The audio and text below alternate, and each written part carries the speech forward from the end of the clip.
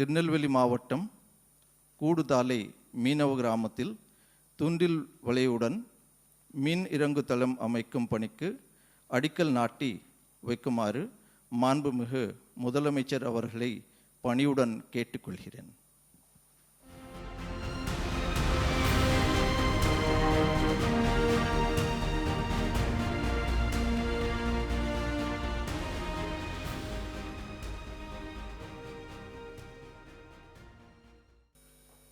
மீனவளத்துறை சார்பாக 8 மாவட்டங்களில் ரூபாய் 58.5 கோடி செலவில் கட்டப்பட்டுள்ள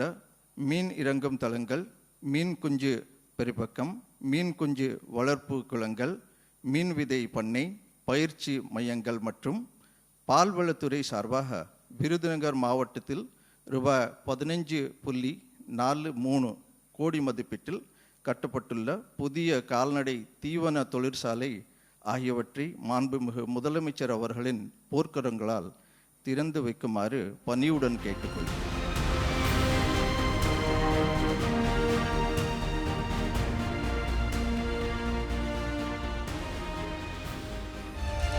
மாண்புமிகு தமிழ்நாடு முதலமைச்சர் அவர்கள் இன்று மீன்வளம் மற்றும் மீனவர் நலத்துறையின் சார்பில் திருநெல்வேலி மாவட்டம் கூடுதாழை மீனவ கிராமத்தில் ரூபாய் 15 கோடி மதிப்பீட்டில் தூண்டில் வளைவுடன் கூடிய மீன் இறங்கு தளம் அமைக்கும் பணிக்கு அடிக்கல் நாட்டப்பட்டது. தூத்துக்குடி மாவட்டம் திரேஸ்புரம் மற்றும் சிப்பிக்குளத்தில் மேம்படுத்தப்பட்டுள்ள மீன் இறங்கு தளம், தூத்துக்குடியில் புதிதாக கட்டப்பட்டுள்ள ஒருங்கிணைந்த அலுவலக கட்டடம், திருச்சி மாவட்டத்தில் புதிதாக கட்டப்பட்டுள்ள ஒருங்கிணைந்த அலுவலக கட்டடம், திருப்பத்தூர் மாவட்டம் இலவம்பட்டியில் நிறுவப்பட்ட